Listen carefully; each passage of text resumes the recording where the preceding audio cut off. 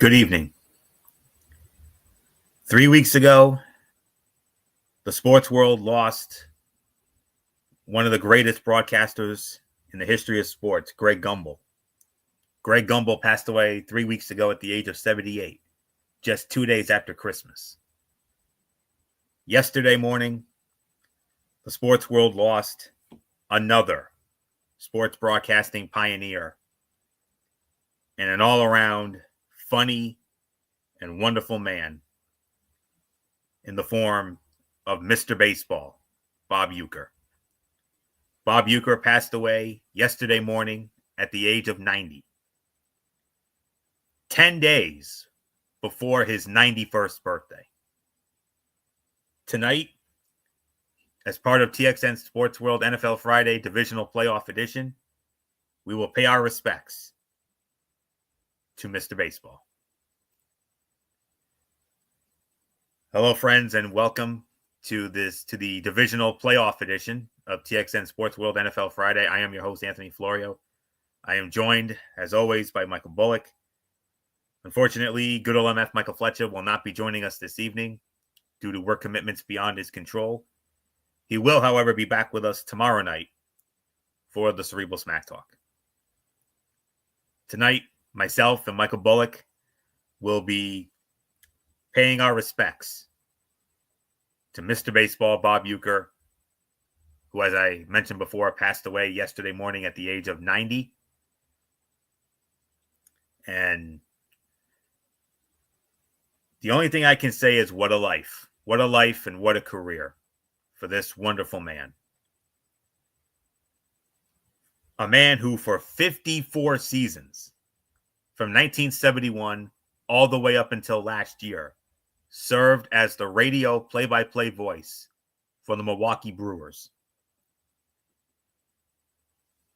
Not only that, but he also did national baseball work for ABC with the likes of Al Michaels and Howard Cosell. And then, of course, in the late 90s on NBC with Bob Costas and Joe Morgan. He was also a player in his own day. He actually won a World Series ring with the St. Louis Cardinals back in 1964. And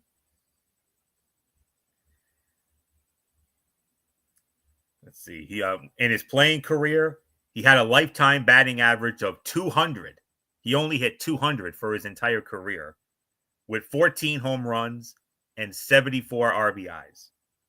He played for the Milwaukee Braves from 1962 to 1963, with the St. Louis Cardinals from 1964 to 1965, for the Philadelphia Phillies from 1966 to 1967, and then in 1967 he retired as an Atlanta Brave.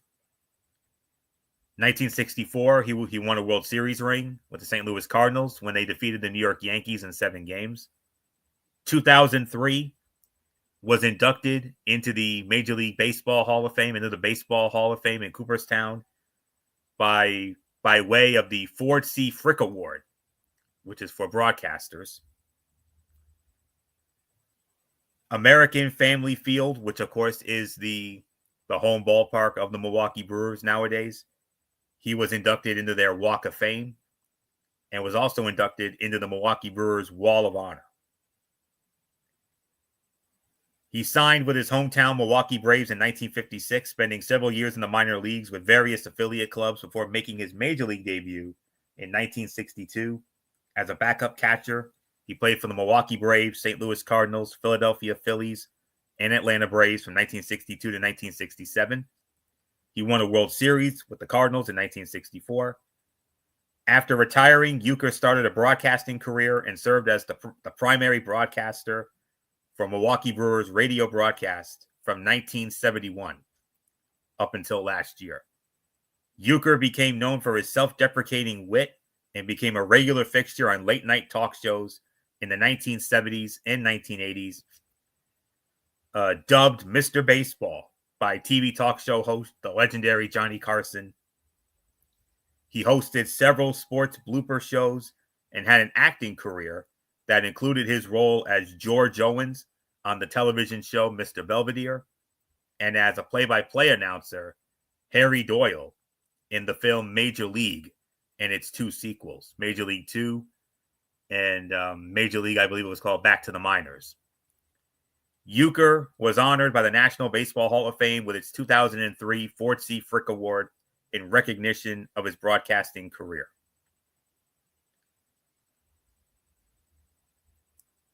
He was well known for saying his catchphrase, "Get up, get out of here, gone," when a Brewers player hit a home run. As I mentioned before, he worked for ABC for several years. He also served as a color commentator for network television broadcasts of Major League Baseball, helping call games for ABC in the 1970s and early 1980s, and NBC, teaming with Bob Costas and Joe Morgan in the 1990s. During that time, he was a commentator for several All-Star games, League Championship Series games, and World Series games. At NBC, Uecker was a color commentator for the 1994 and 1996 All-Star games, 1995 and 1996 American League Championship Series, 1997 National League Championship Series, and the 1995 and 1997 World Series. Uecker left NBC before he got a chance to call the 1998 All-Star game.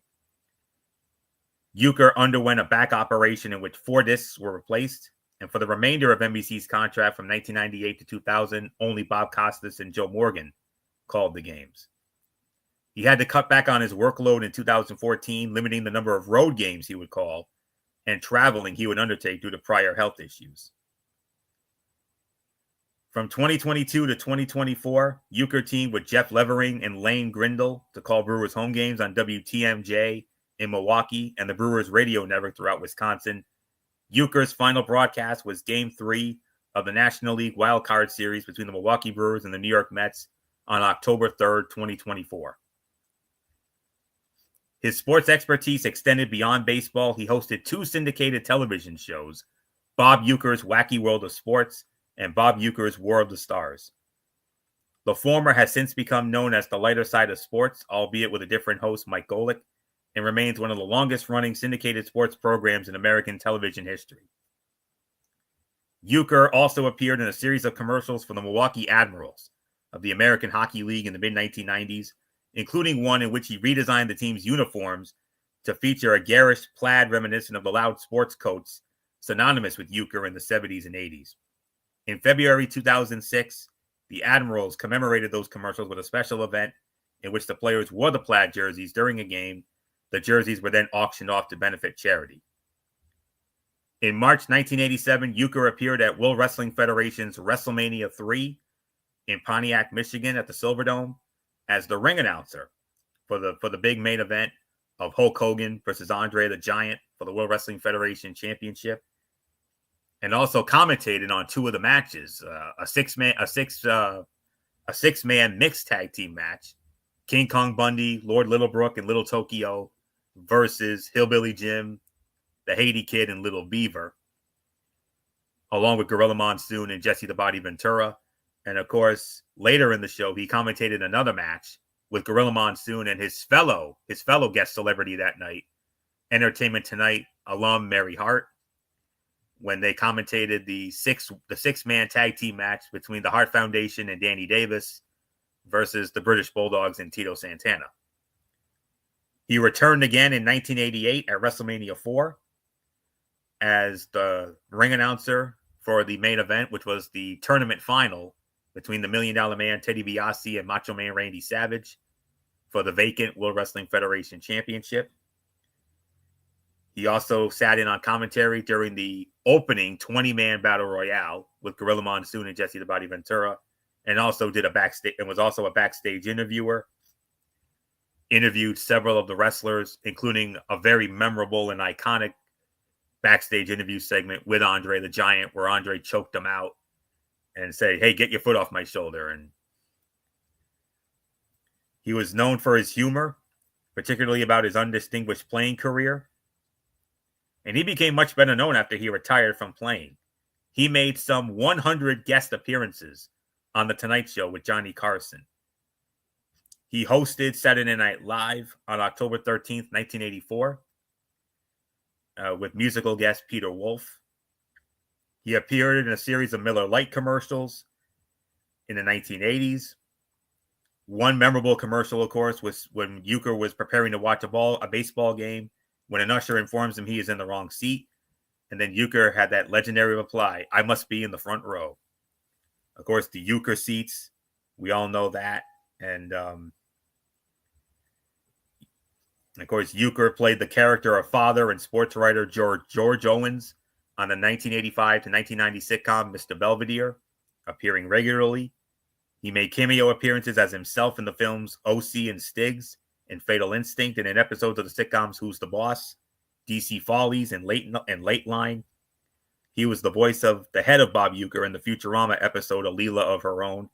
Euchre played Harry Doyle, the broadcaster for the Cleveland Indians, now Cleveland Guardians, in the Major League film trilogy. In the movies, Euchre's character is known for his witticisms and his tendency to become intoxicated from drinking during losing games, as well as downplaying poor play by the team for the radio audience. For example, in the first film, he also coined another popular sportscast phrase, "just a bit outside," to downplay an extremely wild pitch from Ricky Wild Thing Vaughn, played by Charlie Sheen. Euchre received the role not because of his broadcasting history with the Brewers, but because of his popular Miller Lite commercials. And in 2021, he made a guest appearance in the Disney Plus series Monsters at Work, where he voiced a parody of himself named Bob Yucker.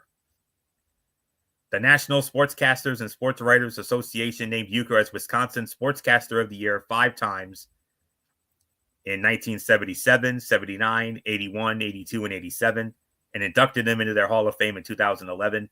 He was inducted into the National Radio Hall of Fame in 2001. 2003, of course, the Fort C. Frick Award, bestowed annually by the Baseball Hall of Fame to a broadcaster for major contributions to baseball. 2005, Euchre's 50th year in professional baseball, the Brewers placed a number 50 in his honor in their Ring of Honor, near the retired numbers of Robin Yount and Paul Molitor. 4 years later, on May 12th of 2009, Euchre's name was also added to the Brewers' Wall of Honor inside American Family Field. Euchre was inducted into the celebrity wing of the WWE Hall of Fame in 2010, honored for his appearances at WrestleMania 3 and WrestleMania 4. August 31st, 2012, the Brewers erected the Euchre Monument outside American Family Field alongside statues of Hank Aaron, Robin Yount, and Bud Selig. And Wisconsin Governor Tony Evers declared September 25th, 2021 as Bob Euchre Day in honor of his 50th year broadcasting Brewer games. He threw out the first pitch in the game against the New York Mets, but instead of throwing the ball to the catcher, he unveiled a pitching machine and used that. Before the game, left fielder Christian Yelich presented a gift on behalf of the players, a pair of custom Nike sneakers with Air Euchre and Get Up on one foot and One of Us, and Just a Bit Outside on the other. He is survived by his wife, Judy, and April 27th of 2010, he had to miss 10 to 12 weeks of the 2010 baseball season because of heart surgery. His aortic valve and a portion of his aortic root were successfully replaced 4 days later, and he returned to the broadcast booth on July 23rd of 10. October 14th of 2010, Euchre would again undergo heart surgery, this time to repair a tear at the site of his valve replacement. Euchre was diagnosed with small cell lung cancer in 2023, and he passed away yesterday at the age of 90.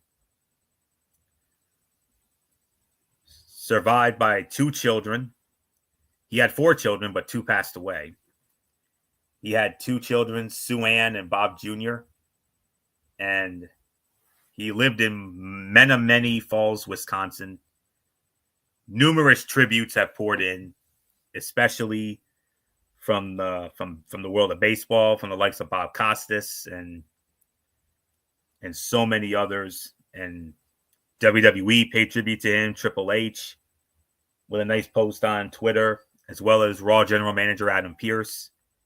And, of course, 2 of his children from the show Mr. Belvedere, they paid tributes on their respective Instagrams, both very nice tributes indeed. And for me, I'll always remember WrestleManias 3 and 4, especially. And of course, the work he did with Bob Costas and Joe Morgan in the 90s on NBC. And And of course, him going into the WWE Hall of Fame in 2010 gave a great speech, had a funny speech, and you know, just such a cool, just an awesome man, a cool man, and a wonderful man, and a man who I would have loved to have met if I had the chance. I know Bullock probably would have felt the same way, but you know, I remember reading one post. Somebody said that he was like all of our dads, and in a way, he kind of was. He was kind of like a dad. He was kind of like a great uncle. I kind of think of him as like a great uncle kind of guy, but I'll always remember WrestleManias 3 and 4 when those interactions with Gorilla Monsoon and Jesse the Body Ventura. Of course, him going nuts over the Fabulous Moolah at WrestleMania 3, and of course WrestleMania 4 with Vanna White of Wheel of Fortune, especially when they finally got to meet, for the main event. I mean, I will never ever forget this man, and of course the Major League movies, Major League 1 and 2, two of my favorite sports movies of all time, and he was a riot in both of those movies. And you got to go back and watch those movies, man, because this man was an absolute riot during those movies. And of course, the great work he did on Mr. Belvedere, one of my favorite shows growing up, and he's gonna be sorely missed. And just like with Greg Gumbel, I mean, Greg Gumbel was more of a serious broadcaster. Of course, he was more of a no nonsense guy. While Bob Uecker was, anytime you needed a laugh, this man was there for you. The one thing he loved to do more than anything else was make people laugh. And, this man, he may be gone, but he's never going to be forgotten. And he'll be back up there calling ball games with Joe Morgan. Once he gets up there, him and Joe Morgan will be calling games again. No doubt about that. And, of course, Andre the Giant will definitely have a big old chokehold bear hug for him when he gets up there, I'm sure. And oh man, I can't believe it was just 3 weeks ago we had to say goodbye to Greg Gumbel, and now 3 weeks later we're saying goodbye to Bob Uecker. And there's nothing left to say except to his family, his friends, his fans, and everybody who was fortunate enough to work with him in the broadcast booth, and Mr. Belvedere and all that, and Major League and all that. We how we always do it. To Bob Uecker, as we always say, we very simply say to you, sir, thank you for the memories. Thank you for the inspiration. And most of all, thank you for Bob Uecker. Rest in peace, good friend. Rest in peace, my friend. There will never be another one like you. You may be gone, but you, sir, will never be forgotten. We love you, man. I don't know what else there is to say except Michael Bullock, come on in. You were the one who had to break the sad news to us yesterday in our TXN Sports World Messenger chat. 3 weeks ago, we had to say goodbye to Greg Gumbel. 3 weeks later, we have to say goodbye to Mr. Baseball. 10 days before what would have been his 91st birthday. Yeah, that's the other thing, too. I mean, 10 days before his 91st birthday, and just like that, he's gone. And you said 3 weeks ago we said goodbye to Greg Gumbel. Now we say goodbye to one of the funniest sportscasters that I could ever remember. And the thing about it, too, is that even when the Milwaukee Brewers were up big in a game, he always seemed to... That's when he brought out the funny side. He always tried to make everybody laugh, which he always did. And of course, with everything he did in wrestling, especially WrestleManias 3 and 4, when, of course, he got to announce the main event of WrestleMania 3 and as well as 4. And like I said, I'll never forget at 3 when the moment they showed the Fabulous Moolah, he was so giddy all over the Fabulous Moolah. And then, of course, going to find Vanna White during WrestleMania 4. And then he had all those backstage interviews with certain wrestlers. But the one that really got me laughing was obviously Andre the Giant. And just choking the living daylights out of him and just the expression on his face really got me laughing. And of course, the exchanges with Jesse Ventura was always a thing too. But yeah, I'm interested to see how the Milwaukee Brewers are gonna pay tribute to Bob Uecker this upcoming season. I'm pretty sure they're gonna leave his seat in the radio booth empty with flowers and all that. That home opener is definitely going to be an emotional one when they pay tribute to this one of a kind legend in Bob Uecker. And like you said, with all those things with Mr. Belvedere, and then of course Major League, especially his famous "just a bit outside." I mean, I always love that when he said that. So yeah, I mean, it's a sad loss, not just for baseball, but for everywhere. I mean, especially wrestling as well. So our thoughts, prayers, and condolences go out to his wife, his family, his friends, and all those that knew this very special man. So nothing left for me to say except let's move on to our preview of divisional weekend in the NFL. And of course, for the Milwaukee Brewers, of course, their first home game will be on Monday, March 31st against the Kansas City Royals. And you can imagine American Family Field, formerly Miller Park. That's definitely going to be an emotional scene, no question about that. But then again, it'll probably be emotional on opening day itself when the Brewers visit the American League champion New York Yankees at Yankee Stadium on March 27th. So it's going to be emotional both ways, but especially the home opener. So what a wonderful man he was, and he will certainly never be forgotten. We're always going to keep his memories in our hearts forever, no doubt about it.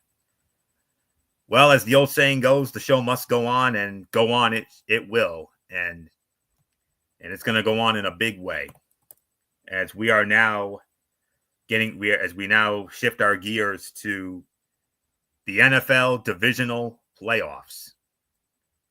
They begin tomorrow. There will be 2 games tomorrow, and there will be 2 more games on Sunday. And we will start it off with the game that will kick it all off tomorrow afternoon, 4:30 p.m. on ESPN and ABC, as it will be the number 1 seed in the AFC, the back-to-back Super Bowl champion Kansas City Chiefs, as they begin their quest for a three-peat at GEHA Field at Arrowhead Stadium in Kansas City. And they're going to be welcoming the number 4 seed in the AFC, the Houston Texans. And this game will be broadcast on ESPN and ABC. It'll be Joe Buck, Troy Aikman, Lisa Salters, and Laura Rutledge. Kansas City opening up as an 8.5-point favorite in this one. They have met twice in the postseason before. The first time was the AFC, I believe it was a wild card game. Yes, it was an AFC wild card game in January of 2016 at NRG Stadium in Houston, and Kansas City smashed Houston 30-0 in that game. And the other meeting, of course, the AFC Divisional Playoff, January of 2020 at Arrowhead. Houston jumped out to a 24-0 lead in that game before Kansas City came all the way back, and they went on to smash Houston in that one, 51-31 in that game. So 2-0, the postseason series advantage for the Kansas City Chiefs.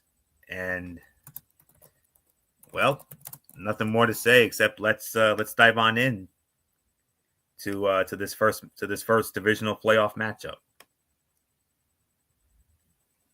The Texans defense sacked quarterback Patrick Mahomes only once in their Week 16 loss, even though Houston was tied for 4th in sacks this season with 49. This week, the pass rush must come alive to give the Texans a chance for the upset. On the flip side, Houston's offense must flow through running back Joe Mixon, if he plays. Mixon is listed as questionable because of an ankle injury, but the Texans are 7-3 when he averages more than 4 yards a carry and 2-3 when he doesn't. The Chiefs made their living on third downs during the regular season, extending drives 48.5% of the time, which was the second best rate in the league. But the Texans had one of the best third down defenses, giving up conversions only 35.9% of the time. The Chiefs converted 7 of 13 tries, 54%, against the Texans in Week 16, which is a reason they won 27-19. They will need that same success again. Houston's C.J. Stroud, at the age of 23, will be the youngest starting quarterback to face a defending Super Bowl champion in the postseason. The youngest to win in that situation was the Carolina Panthers' Kerry Collins, who was only 24 years old, against the Dallas Cowboys in the 1996 NFC Divisional playoffs. The X factor is Texans edge rusher Will Anderson Jr. To upset the Chiefs at Arrowhead, the Texans must disrupt the pocket and speed up Mahomes' internal clock. Anderson, who had 11 sacks and 30 pressures this season, will have opportunities to win off the edge in a matchup against Chiefs right tackle Jawan Taylor. The FPI gives this one to Kansas City, 63% going with the Kansas City Chiefs, and I am going to go with the Kansas City Chiefs to win this game as well. My final score, 24-17. The Kansas City Chiefs defeat the Houston Texans and take one step closer towards becoming the first team in NFL history to win 3 straight Super Bowls. They'll take the first step tomorrow. I got them winning this one, 24-17, Kansas City over Houston. Not much more to say. Michael Bullock, come on in. Your thoughts as the Houston Texans and the Kansas City Chiefs kick off divisional playoff weekend. This is our number 2 game, obviously. And the big question is, for Kansas City, of course, they start their journey towards a three-peat, while the Houston Texans look to do something they've never done before, win a road game in the playoffs, and a divisional one, no less. Yeah, that's the thing. I mean, Houston's yet to get past the divisional round. I mean, they have gotten there. I mean, I think it's like you said, I think it was a few times, and they just haven't gotten past that next hurdle, which is the AFC Championship. And unfortunately, I think they're going to come up short once again. I mean, Kansas City, like you said, they're on a mission. They want to do what's never been done, to be the first team to three-peat as Super Bowl champions. So I think they're going to take that first step. So I got the Kansas City Chiefs winning this one and hosting the AFC Championship game. So that being said, let's get on to the NFC side. Well, we go from the number 1 seed in the AFC to the number 1 seed in the NFC. As the other game tomorrow, of course, 8 p.m. tomorrow night on Fox. And it will feature the number 1 seed in the NFC for the first time ever in franchise history, the Detroit Lions, number 1 seed in the NFC. And they will be hosting the number 6 seed in the NFC, the Washington Commanders. That game, of course, will be at Ford Field in Detroit, Michigan. Kevin Burkhardt, Tom Brady, Aaron Andrews, Tom Rinaldi, they will be at Ford Field for this game tomorrow night. Detroit opening up as a 9.5-point favorite in this one. But the Commanders lead the all-time postseason series 3-0. The first time was 1982 as part of that 18 tournament, NFC first round / wild card playoff at the old RFK Stadium in Washington. Washington smashed Detroit 31-7. The second meeting was the 1991 NFC Championship game, also at the old RFK Stadium. Washington smashed Detroit in that one as well, 41-10. And the last meeting was the 1999 NFC wild card at FedEx Field in Landover. Washington winning that one by a score of 27-13. So 3-0, the postseason series advantage for the Washington Commanders, whatever you want to call them. So, all right, Bullock, the Washington Commanders and the Detroit Lions, Tomorrow night at 8 o'clock on Fox at Ford Field, Commanders coming off the upset of the 3-seeded Tampa Bay Buccaneers. The doink that sent them to the divisional round off the foot of Zane Gonzalez to upset Tampa Bay and steal one at Raymond James Stadium last Sunday night. I forgot to mention the Texans. They put a 32-12 smash job on the LA Chargers in Houston last week. So Washington and Detroit. Washington looking to pull yet another upset. But Bullock, the big story, of course, the Detroit Lions, the most magical season in franchise history. First time ever. They're the number 1 seed. Can they keep the magic going tomorrow night? Like you said, I mean, they've been dealing with injuries, and yeah, I mean, they're gonna have another task against this very, very tough Commanders team that's just been I mean, on a roll, especially coming off of that huge win last week in the wild card game. So Jane Daniels continues to really impress me. So, man, this is tough, but you know what? This Lions team, they have unfinished business. They want to finish from what they started last year, and I think they're going to take a step closer, and I think they're going to win this game, and they will be set to host the NFC Championship for the first time ever. So it is yours, Florio. Yes, indeed. And if Washington wants to beat top-seeded Detroit, it must continue to have success on key downs offensively and keep the Lions' offense on the sideline. The good news for the Commanders is rookie quarterback Jaden Daniels has the NFL's best QBR on 3rd and 4th downs, 93.5, with 12 touchdowns to only 2 interceptions. He has a perfect 100 QBR on 4th down, completing 8 of 8 throws for 2 touchdowns and 7 first downs. Good news for the Lions. Lions running back David Montgomery says he is excited to return for the divisional round. After sitting out Detroit's final 3 regular season games because of an MCL injury, Montgomery says he is confident in the knee. And he also said, and quote, wouldn't be out there if I wasn't ready. In his absence, Detroit's other running back, Jahmyr Gibbs, carried the load with a career-best 4 touchdowns in the regular season finale versus Minnesota. But Gibbs told ESPN that he has missed Montgomery for a long time, and he's real excited for Montgomery's return. No team was better at racking up yards after the catch than the Lions, who led the league in total yards after the catch, 2,669, and on a per-reception basis of 6.7 during the regular season. The Commanders were excellent at limiting yards after catch, giving up a league low in total yards after catch, 1,551, and ranking 10th per reception at 5.1. The X factor, Lions wide receiver Jameson Williams. Williams had 16 catches of 20 or more yards this season, and Detroit offensive coordinator Ben Johnson can set him up to flip the field. Look for the scheme shot plays over the top, plus the in-breaking concepts that create catch-and-run targets for Williams. The biggest FPI of the week, Detroit. Overwhelming FPI for Detroit. 73% going with the Detroit Lions to win this game. And I, too, am going with the Detroit Lions to win this game as well.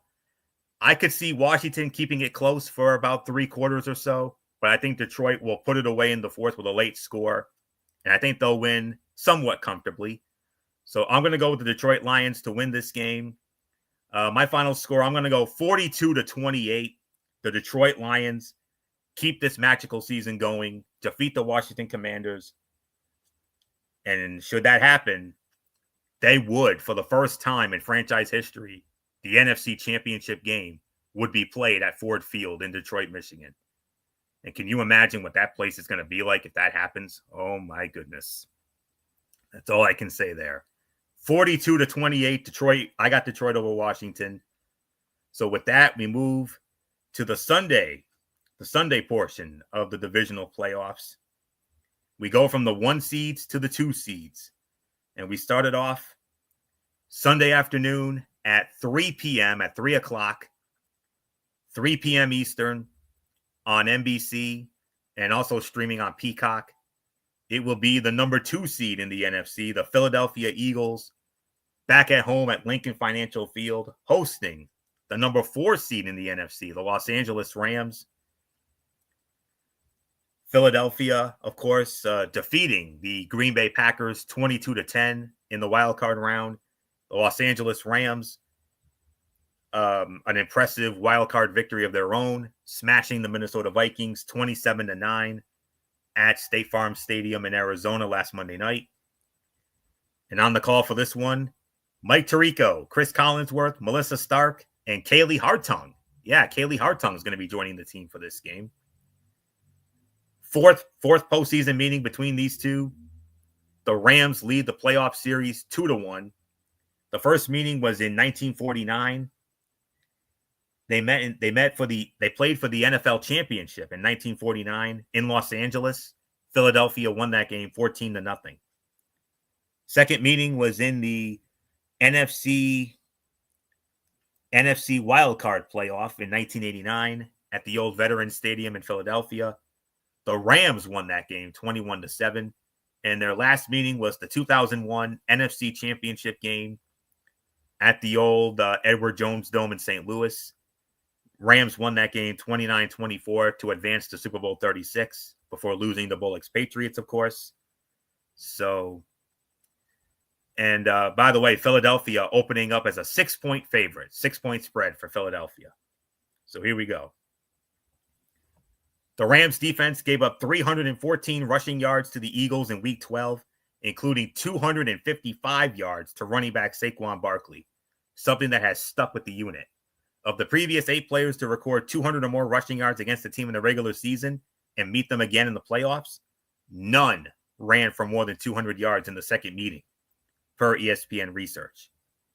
The Eagles led all teams in the wild card round with 4 takeaways in their stifling 22-10 win over the Green Bay Packers. Philadelphia ranked 30th in turnover margin, -6 over the first 5 weeks of the season. Since returning from their bye week in Week 6, the Eagles are tied for first with the Buffalo Bills in turnover margin, +17. The Rams had 8 different players with at least half a sack in their wild card win over the Minnesota Vikings, which was the most by any team in a playoff game since individual sacks became official in 1982. The X factor is Eagles wide receiver Devontae Smith. He has matchup advantage. There are matchup advantages for him as a multi-level target in Philadelphia's pass game. Smith can be schemed as an underneath option for quarterback Jalen Hurts from slot alignments, while also testing the perimeter on vertical throws against a Ram defense that gave up 57 catches of 20 or more yards in the regular season, tied for 4th most in the league. Another high FPI here, 65% going with the Philadelphia Eagles to win this game. And I, too, am going with the Philadelphia Eagles to win this game. I'm gonna go with the same score as the same score I predicted for the Houston Kansas City game. I got the Eagles winning. My final score is going to be 24-17. Philadelphia defeats the Rams with snow in the weather forecast for this game. Potential winter storm, snow showers early, could become a steadier snow in the afternoon with 10 to 15 mile an hour winds, 100% chance of snow, possibility of 3 to 5 inches of snow expected come Sunday afternoon at Lincoln Financial Field. And it's going to be snowing, and it's going to be snowing during this game all the way. So with temperatures in the 30s. So we basically have a snow game, friends. We really do. So we're going to be dashing through that snow on a 1-horse open sleigh in that one. So 24-17, I got Philadelphia winning. Michael Bullock, we're going to have snow at Lincoln Financial Field. Who does that favor?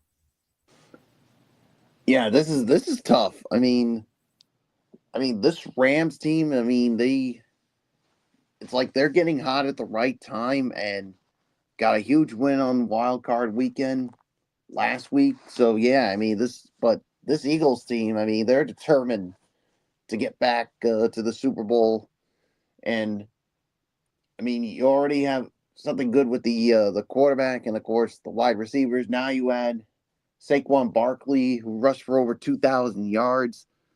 That's going to be tough for this defense to try to contain here. So yeah, so I too am going to go with the Philadelphia Eagles to win this one and move on to the NFC Championship game and have a date with the Detroit Lions. So with that being said, Florio, let's move on to the game of divisional weekend, the one that not only all of America is going to be focused on, but with of all people, you will be focused on.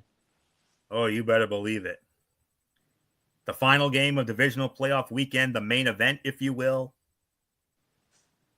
Like the great Jesse the Body Ventura said at WrestleMania 5, this right here, this is truly what the words main event were meant for, because this game right here, this is the main event. Brother, it don't get no bigger. Yes. 6:30 p.m. CBS, also streaming on Paramount Plus. The number 2 seed in the AFC, the Buffalo Bills, squaring off against the number 3 seed in the AFC, the Baltimore Ravens, Highmark Stadium, Orchard Park, New York. Hello, friends. Jim Nance, Tony Romo, Tracy Wolfson, Jay Feely. They will be in Buffalo for this game. And just like with the Philadelphia game, there is snow in the forecast. Maybe not as much as Philly, but the reported forecast is variable clouds with snow showers, a low in the teens, maybe even as low as 10 degrees, 50% chance of snow, and with about an inch of snow expected. There will be flurries and snow showers during the day. So, oh yeah, it's gonna be a lot colder than Philly. I'll tell you that right now. And less snowier. Even though there will be a decent amount of it. Baltimore opening up as a 1-point favorite, only one. They've only met one other time in the postseason. That was the 2020 divisional playoff, also in Buffalo, won by the Buffalo Bills, 17-3. And Buffalo Well, back beats then, Florio, it was limited fans over in Buffalo. Not this time. 6,700 fans, only about 6,700 or so, about 6,000 or 7,000 fans in attendance on that Saturday night 5 years ago, and or 4 years ago rather, and I think I pretty much covered everything there is to cover. By the way, I did forget to mention that I got so caught up in all of this. Even though Michael Fletcher is not with us tonight, he's put his picks in for our games here tonight. He also has Kansas City defeating Houston. He has Detroit. He picked Detroit over Washington, Philadelphia over the Rams, and for this game, to the surprise of nobody, especially myself, he put his pick in, and he's picking the Baltimore Ravens to win this game, and I can't say I'm surprised to hear that. So, but that's what he said. So, and Bullock, of course, we all know MF. He is the Jim Nance he is the Phil Simms to my Jim Nance. You of course are the Tony Romo to my Jim Nance. So, what else is there to say? The battle of the MVP front runners: Lamar Jackson for Baltimore, Josh Allen for Buffalo, and one of the most anticipated divisional games in recent memory. Just and I'm going to need you to do it like you've done it before. Do it for MF. When I say, do that thing I like. Hello, friends.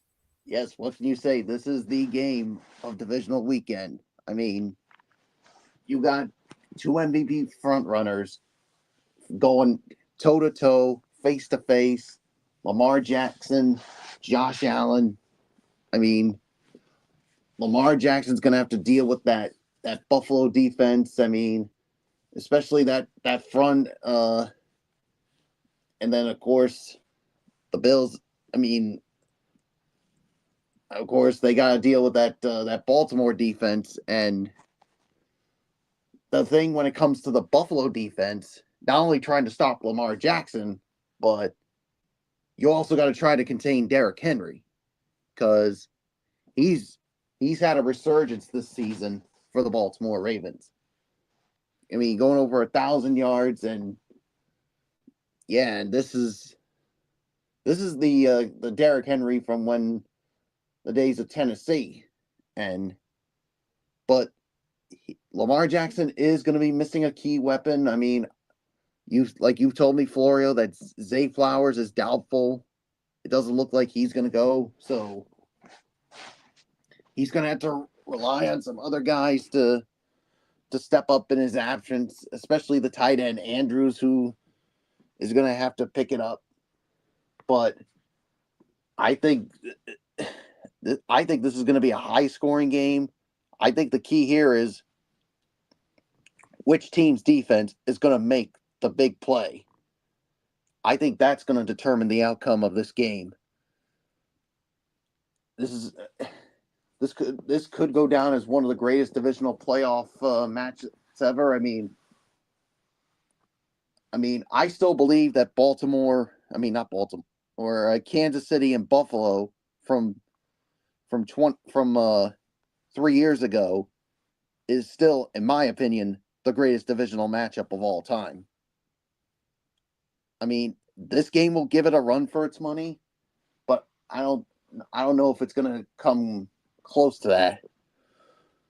I've been going back and forth with this all week long, Florio. This is not easy for me to go. I mean, to me, if it wasn't for this, I just want to sit back as a fan of football and just enjoy this. But I got to make a pick here. Oh, this is not easy. Not easy at all.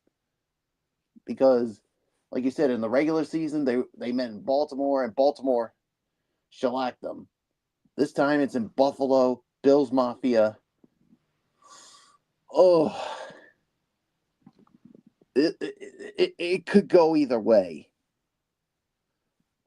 I know Fletch went with Baltimore, but and here's another thing, Florio. Buffalo's got a chip on the shoulder because the last 3 times they played on divisional weekend, what has happened? Unfortunately, the last 3 years have not ended well for me and Bills Mafia. Yeah, and I think for me, they got that huge chip on their shoulder because of that. And so because of that, I am going to go with your team, the Buffalo Bills. It's going to be a close one. I'm going to go 37-34. Buffalo wins in overtime. I think it's going to go into overtime, and I think Buffalo will finally, by God, finally win in the divisional round and advance to the AFC Championship game. But don't be surprised if Baltimore pulls this one out. But absolutely, they've gone through this. Buffalo's gone through this for 3 straight years. I think it's about damn time they break it. I got Buffalo winning. It's yours, Florio. And let's also not forget this, Bullock. Josh Allen this year, I believe, has had the most fun he's ever had as a quarterback in the NFL this year. This season, going into this season, there were a lot of doubters saying, "Oh, they lost Stephon Diggs, they lost Gabe Davis, they lost a lot of guys. Yeah, this is going to be a rebuilding year for this team." And they're like, "Oh, rebuilding, huh? Okay. Watch this." And look what they did. A lot of people didn't think they were going to win the division. They went 13-4, won the AFC East for the 5th year in a row. Oh, by the way, who was the first team to clinch a division in the NFL this year? The Buffalo Bills. When they smashed the San Francisco 49ers in that memorable snow game at the start of December. So, and Josh Allen, I said it earlier in the season, he was like WWE commentator Michael Cole. Because Michael Cole, for so many years, had to have Vince McMahon in his ear screaming at him to say this, say that, whatever. Josh Allen had that annoying voice in his ear as well, and that was the voice of Stephon Diggs. Stephon Diggs, basically saying, give me the effing ball. I need to pad my stats. Not anymore, he didn't. And look what he did. This is a team of equals. This is a much different Bills team. And that proved a lot of doubters wrong. And I'll get more into that in just a moment. But let's get to the business at hand first.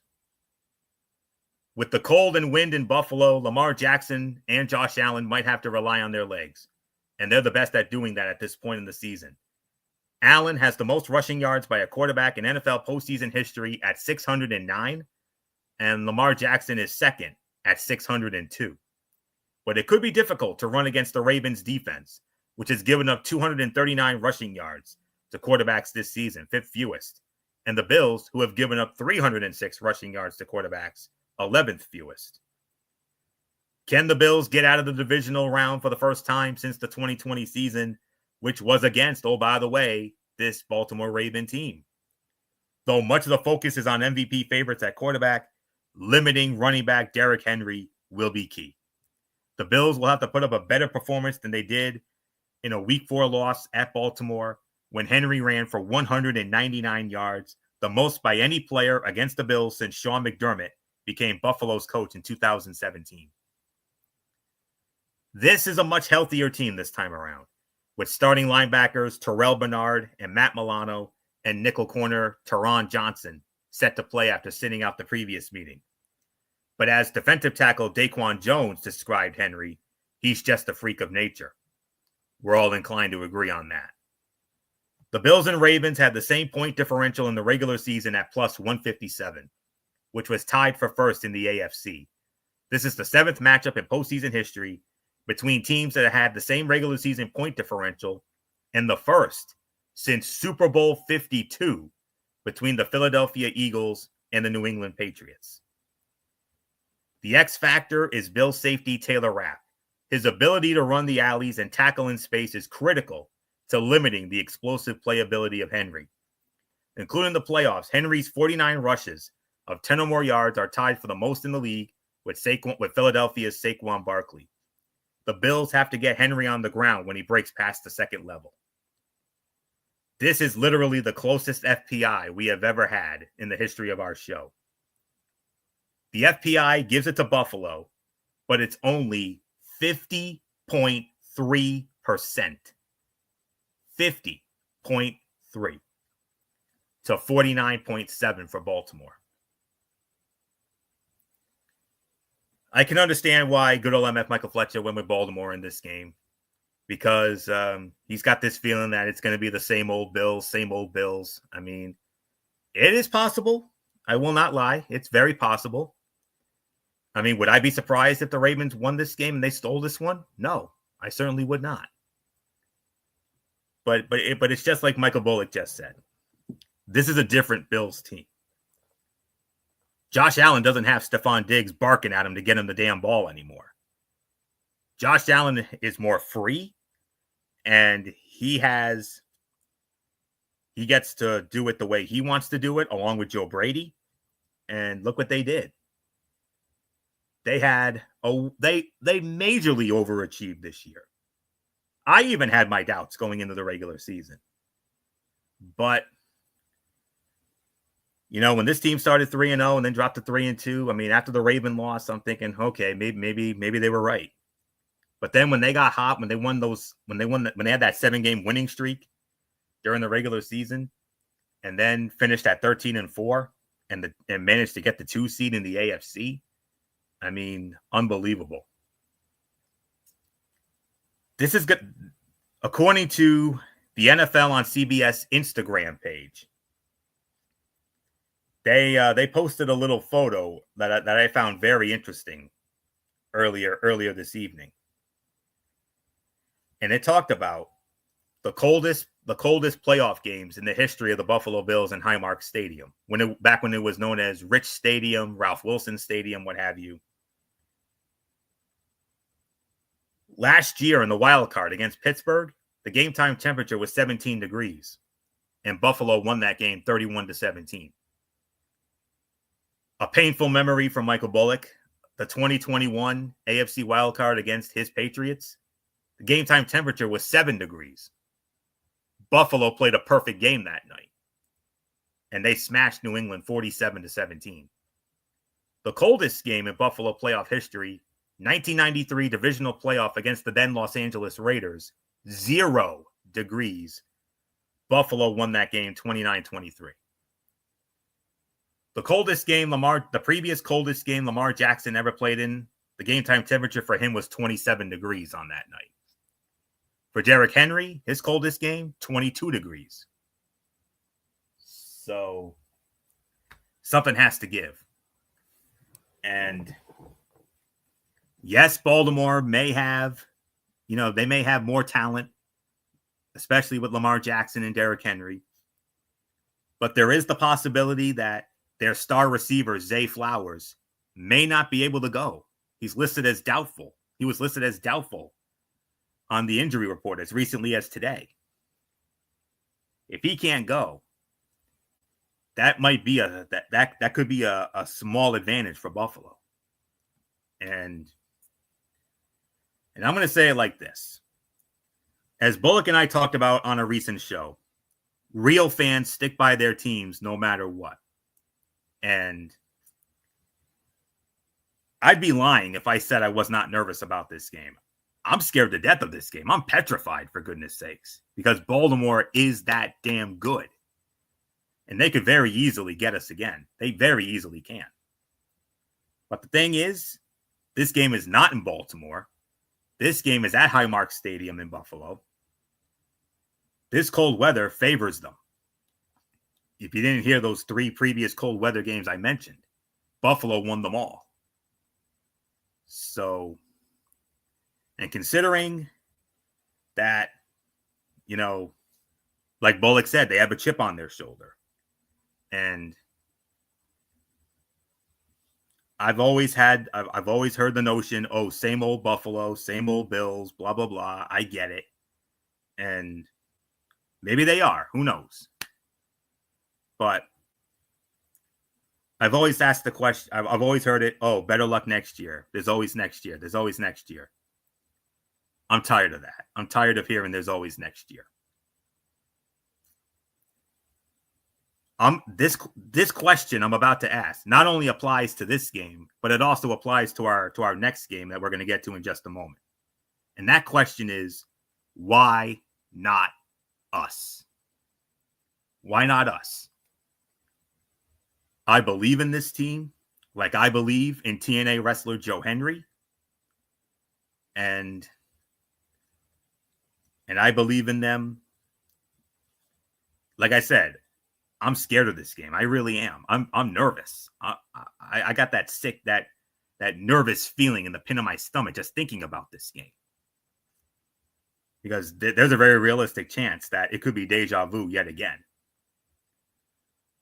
But I don't believe in that.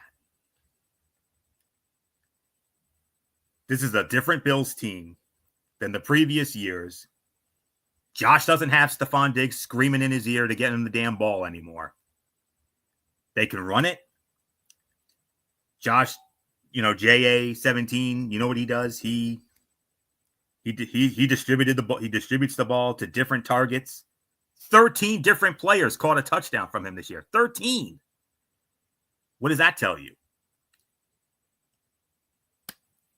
So, with that being said, and it's just like I said before, before the Patriots dynasty, when I said, when is it going to be their time? Mm-hmm. And look what happened. 2001, it finally happened for us. And where was that Super Bowl played? Where this year's Super Bowl is going to be, in New Orleans. On Fox. Yeah. Could the stars be aligning? I think they could be. If I am wrong about this, then I am wrong about it. And but at least you're not going to be lone wolfing it.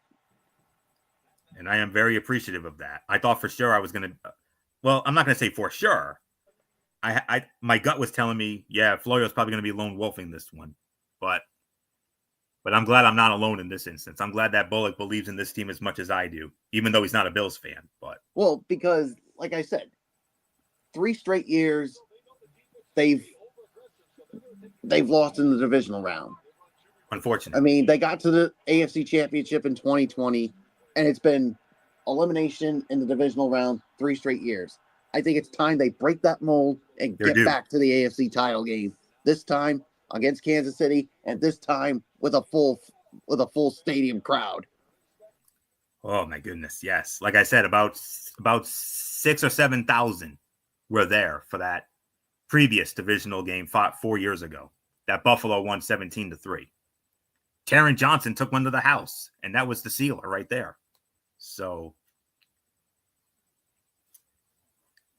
they're due. They are long overdue. I've had it with this divisional funk. I think it's high time they get out of this rut, and I think they're going to do it. And if they don't, well, hey, I'll admit it next week. I'll give MF his flowers if he's on, and I'll say, okay, you were right. I was wrong. I'll eat the humble pie and like it. But what happens if it's the other way? Then what?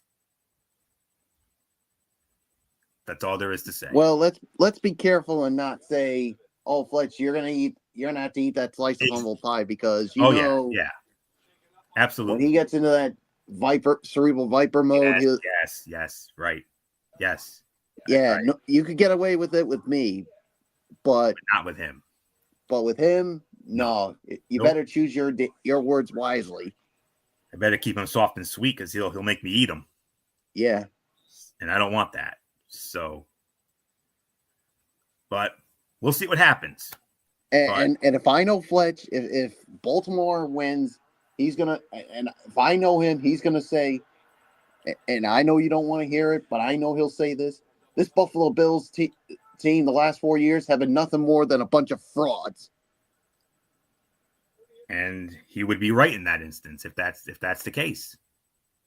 But and he'll even go as far as to say this team's overhyped, overrated, and not who we thought they were.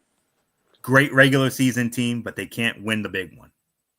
So that's all there is to say on that. So, but here's the thing. Regardless of who wins, we're all going to be winners in this one.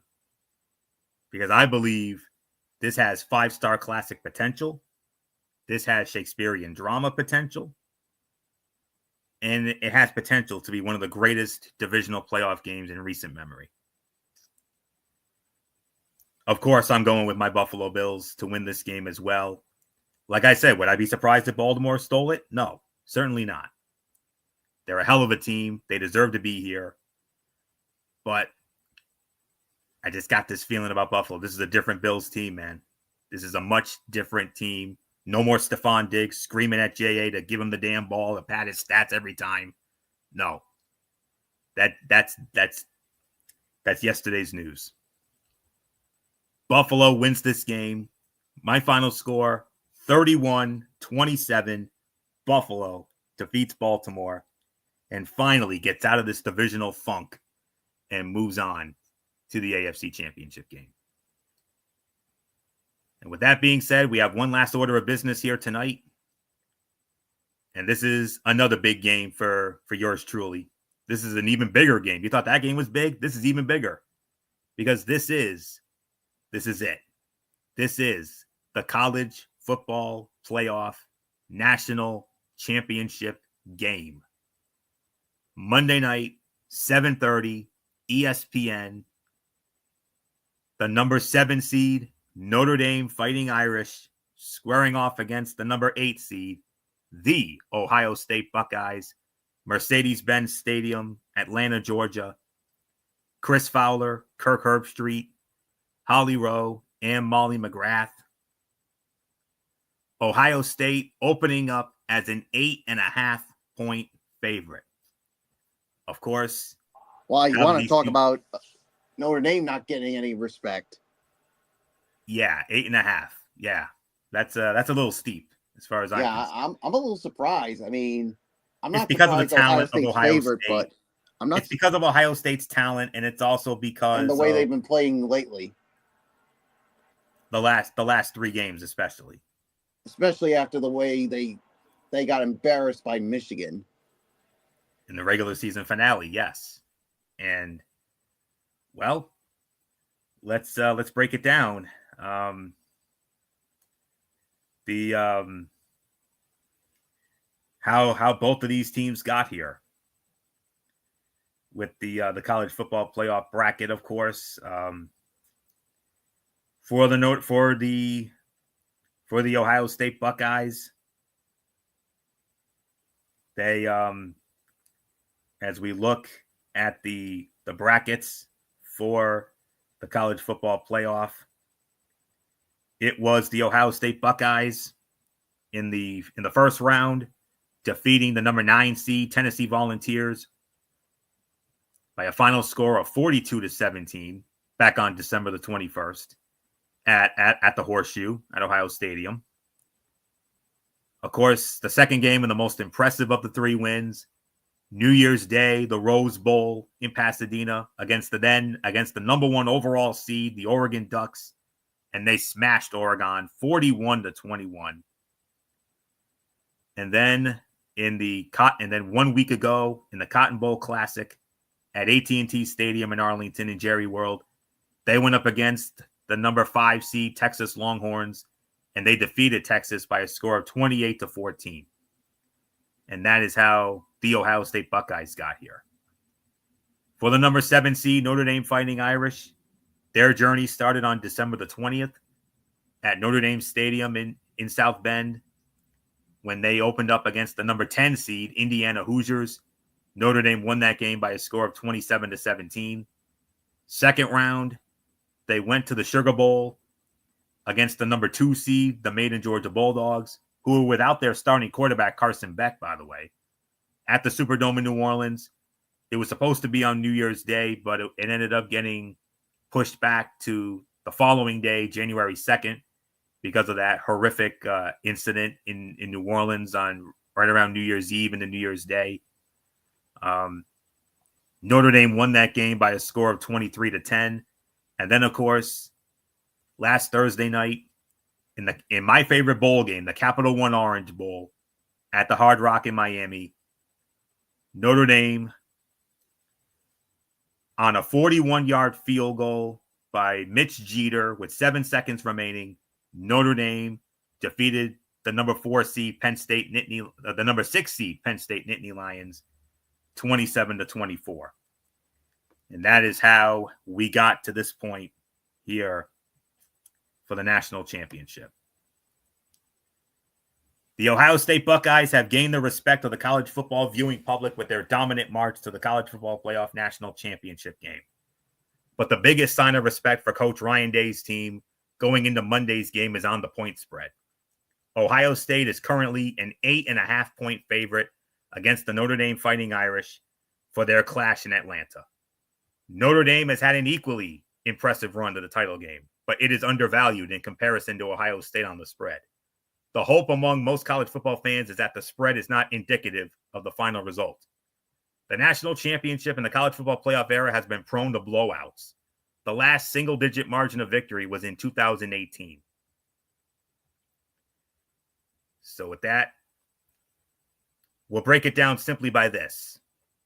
First, I will address Ohio State's keys to victory. Ohio State has 2 important keys to follow. The first is to open up the passing game through Jeremiah Smith and Emeka Egbuka, like it has in its 3 playoff games. The second is to have its defense take over for long stretches so that a large advantage can be built up. The Buckeyes' defense, led by defensive end JT Tuimoloau and linebacker Jack Sawyer, held 3 playoff opponents to 21 points or less. The 21-point concession to Oregon is a bit misleading because the Ducks only scored 8 points in the first half. Ohio State has found a way to shut down the strengths of each opposing offense in the playoffs so far. And if it takes away Riley Leonard and Jeremiah Love in the Notre Dame rushing attack, it could be smooth sailing for the Buckeyes. As for the offense, it just has to keep doing what it's been doing. The Buckeyes scored 42, 41, and 28 points in their 3 playoff wins and quarterback Will Howard has thrown for over 280 yards in each game. Smith wasn't much of a factor against Texas, but even in that matchup, Howard found a way to exploit the Longhorn secondary through Egbuka, Carnell Tate, and others. Ohio State's rushing attack with Travion Henderson and Quinshon Judkins is superb as well. But if it wins big, it will be because of Howard's aerial prowess. For Notre Dame, here's Notre Dame's keys to victory. Notre Dame's offense thrives on the ground. Riley Leonard's legs have been a massive asset to an offense that has run through running back Jeremiah Love at most points of the season. Leonard can be a difference maker with his arm also, as he showed off in the Orange Bowl win over Penn State. The Duke transfer totaled 223 passing yards. He had more than 220 passing yards only once in the regular season. Notre Dame's pass catchers are not as elite as Smith and Egbuka, but Leonard has found a way to make the passing game efficient thanks to big games from Jaden Greathouse and Jordan Faison. Tight end Mitchell Evans could be a key factor as well on offense. He had 5 catches for 58 yards against Penn State. Defensively, Notre Dame must figure out which part of Ohio State's offense it wants to take away. Texas eliminated Smith from the Cotton Bowl and still got burned by the Buckeyes' other stars. The Irish could take a similar approach or focus on slowing down other aspects of the offense to try and make Howard look ineffective. Ohio State's collection of talent has been too much to handle for any of its playoff opponents. If Smith is involved on Monday, the Buckeyes have the potential to roll the Irish in Atlanta. However, Notre Dame has a clear offensive identity, and if it sticks to the plan, it can at least remain within one possession of the Buckeyes. On paper, Notre Dame might not have enough firepower to win, especially if Ohio State finds success through the air early, but it can be a close game if Riley Leonard is efficient and leads Notre Dame on scoring drives before the third quarter. I know Ohio State has the better talent. I know Ohio State has been a buzzsaw throughout these college football playoffs. But Notre Dame, ever since that embarrassing loss to Northern Illinois back in September in week 2, this team has not lost a game since. They've won 13 in a row, and they've done it with heart, they've done it with guts, and they've done it with resiliency. I had serious doubts after Notre Dame lost to Northern Illinois. Derek Ferreira, who was someone we worked with before, after Notre Dame lost to Northern Illinois, he actually said, and I quote, "This season is over. Notre Dame season is over. It's done. It's a wrap." Okay. Over, huh? Well, where are they now? Look where they are now. The college football playoff national championship game. You cannot measure heart, guts, and resiliency. You can't. Just like with the Baltimore and Buffalo game, I will say this. I asked this question once, and I'm going to ask it again. Why not us? 1 year ago, Michael Bullock, along with good old MF Michael Fletcher, they had their moment when their Michigan Wolverines won the college football playoff national championship. Could 1 year later, could it be my turn to experience to feel the thrill that they got to experience 1 year ago? I haven't had, the last time I celebrated a championship for any of my teams outright, it was the 2009 New York Yankees when they won the World Series. I have not had the taste of a championship victory since then. I think it's due. I think this has to be the moment. Would I be surprised if Ohio State won this game? Certainly wouldn't. They're that damn good, just like Baltimore. But ever since Notre Dame, ever since they lost to Northern Illinois, man, they've been a much different team. They've been a great team. And I believe with the heart and the guts and the resiliency that this team has shown since that loss over the last 4 months or so, I think they're due. 1988. That was the last time they celebrated a national championship. I was 5 years old. And don't do it just for me. Don't do it for our dear friend Brian Keenan as well. Brian and I are huge Notre Dame fans, and we've been waiting for this moment for a long time. And I believe because of the heart and the guts and the resiliency that this team has shown for the last 4+ months since the Northern Illinois loss, I believe they will carry them one more time. And I believe in my heart of hearts, yes, my gut is telling me to go with Ohio State to win this game, but I am damn sure not listening to my gut. I am going to go with my heart. My heart is leaning towards Notre Dame, and I believe Notre Dame is going to somehow, some way find a way to win this thing. They did it against Penn State. They can most assuredly do it again here. Notre Dame defeats Ohio State. I have Notre Dame winning this game and the College Football Playoff National Championship.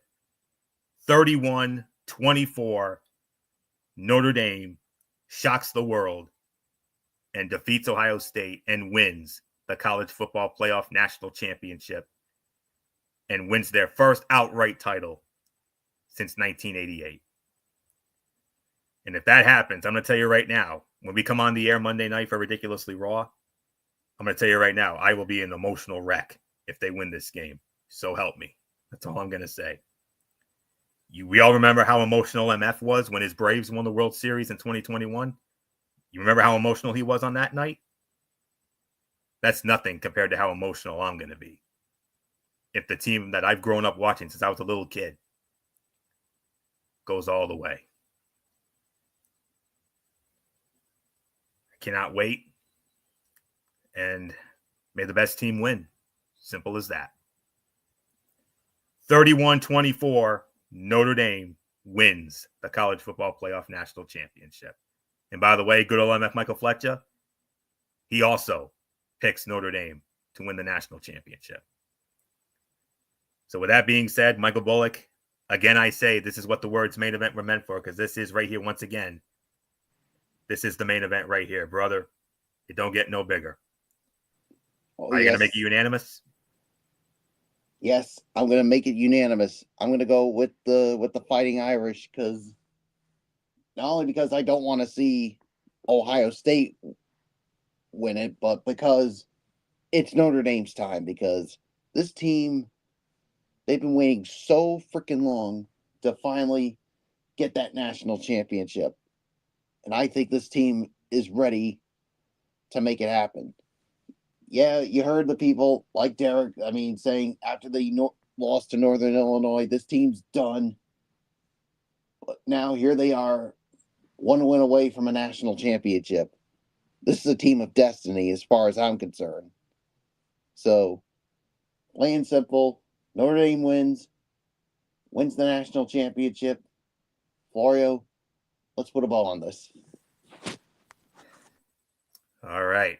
So with that being said, that will indeed put the bow on this divisional playoff edition of TXN Sports World NFL Friday. We want to thank you all so very much for tuning in as always.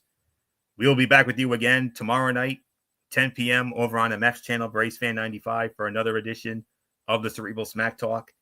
We will have NXT and we will have Friday Night SmackDown as always.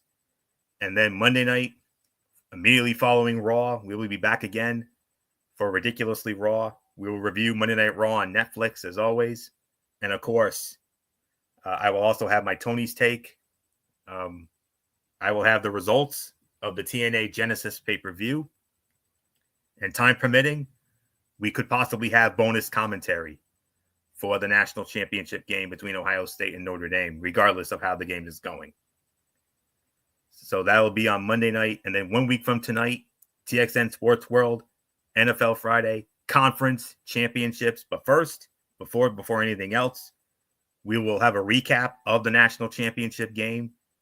And we will also preview the NFC and AFC championship games. And that will be next Friday night. So with all that, until tomorrow night for the Cerebral Smack Talk over on the MF channel of Raceway 95, this is Anthony Florio here for Michael Bullock and in spirit, good old MF Michael Fletcher. And of course, always and forever, our First Lady, Dee Dee Woodson. You know the routine, everybody. Thumbs up. Talk to you later. Yeah. Throw it up, Fortune Forest style. Bye for now, my friends. God bless. Be good to each other. Have a blessed Saturday. And until tomorrow night for the Cerebral Smack Talk, keep it watching. TXN, the divisional playoff edition of TXN Sports World NFL Friday, right here on the Tone 25 on YouTube and streaming.com. For everybody who has been a part of this one, for now, Anthony Florio, so long. Bye, everybody. Bye. And for the last time tonight, we say goodbye to Mr. Baseball, Bob Uecker. Rest in peace, my friend, and Godspeed. And thank you for everything.